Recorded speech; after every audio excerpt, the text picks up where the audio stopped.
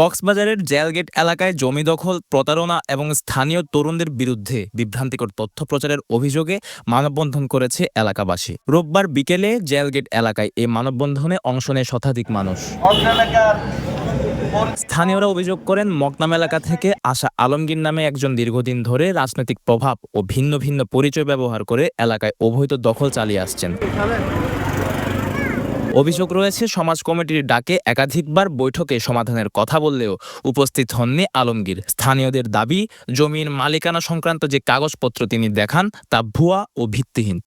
মংনমাতো গুন্ডানি মস্তানানি বসবাস করার দে ফারওয়ারে ইতার বেড়েউকা তুলি দি ইতে এখন আর পয়েন্ট ধরে সন্ত্রাসী বানাই দিয়ে আর সন্ত্রাসী চাঁদা চায় আর কিমুলে সন্ত্রাসী চাঁদা চায় ইতারে এই কাগজলে বইতে হইল নবইয়ে আর চাই না চাঁদা নাকি ইতে মংনমাতো গুন্ডানি স্যার তোরা জনগণ তো উচাল লইছে আর চাই আর জায়গা গান আর সুস্থ কাগজপত্র যদি ইতে দেখাই পারলে তাহলে আর বড় কত হই দে সমাজই বিচার করছে সমাজও তো ইতে আজিন্য হইয়া ওরা ৮০-৯০ ঘর আছে ৯০ ঘর মাঝে সমাজের যেতে ডাইকে এটা সমাজের মাঝে আজিন্য মন্নমানে বাড়ি যা বলি হওয়া ডাকাত আলিঙ্গি যাওয়া ইতে মন্নমা তো কুনি হয়ে যাইছে যে এরা আর ফোন ধরে ডাকাত বলি হয় গিয়া বলি হয় আচ্ছা আবার একটা করে অনর আচ্ছা অনরা জেডে কিয়ালাতে এন্ড মুড় আর এরা এটা চিয়া ইজে না এরা আর ফোন ধরে দু ডাকাত আলিঙ্গি যাওয়া মন্নমা তো এসে দিতে আর ন মন্নমায়া বউরা এরা আইয়া মস্তানি করে দে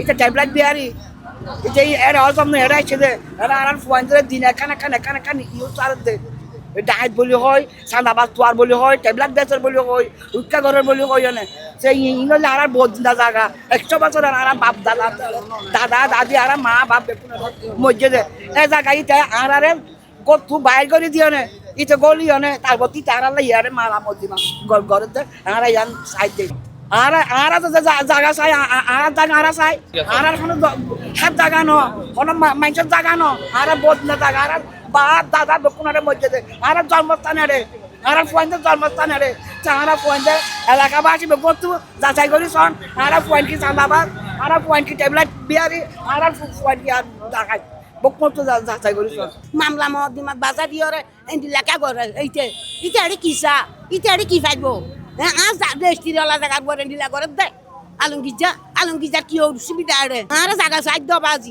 আর জায়গা আর চাই আর রেস্টিরলা জায়গা চাই। স্থানীয়রা অভিযোগ করেন, পূর্বে পেকুয়া মকনামা এলাকায় আওয়ামী লীগের প্রভাব বিস্তার করলেও বর্তমানে আলমগীর গোপনে পাহাড় কেটে বসতি গড়েছেন জেলগেট এলাকায়। একাধিক মামলার অভিযোগও রয়েছে তার বিরুদ্ধে।